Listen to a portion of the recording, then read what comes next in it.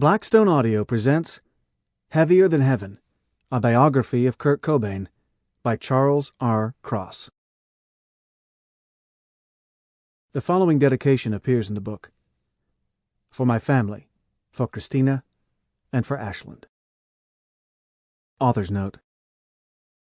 Less than a mile from my home sits a building that can send a graveyard chill up my spine as easily as an Alfred Hitchcock film. The gray one-story structure is surrounded by a tall chain-link fence.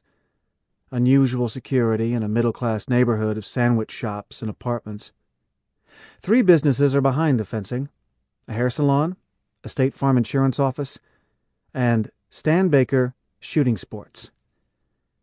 It is in this third business where, on March 30th, 1994, Kurt Cobain and a friend purchased a Remington shotgun.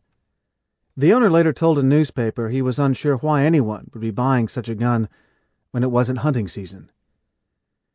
Every time I drive by Stan Baker's, I feel as if I've witnessed a particularly horrific roadside accident. And in a way I have.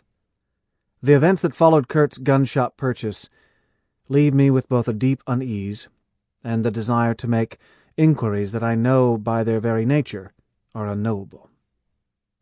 They are questions concerning spirituality, the role of madness in artistic genius, the ravages of drug abuse on a soul, and the desire to understand the chasm between the inner and outer man.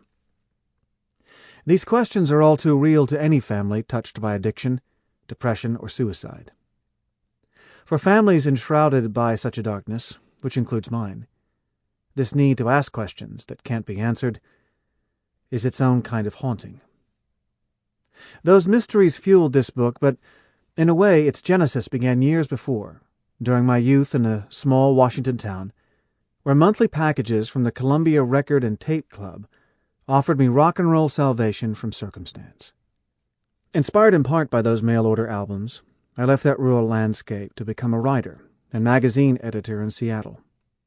Across the state, and a few years later, Kurt Cobain found a similar transcendence through the same record club, and he turned that interest into a career as a musician.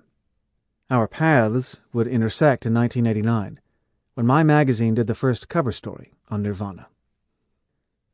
It was easy to love Nirvana, because no matter how great their fame and glory, they always seemed like underdogs, and the same could be said for Kurt.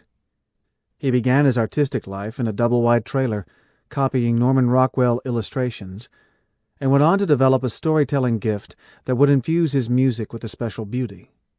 As a rock star, he always seemed... Sample complete. Ready to continue?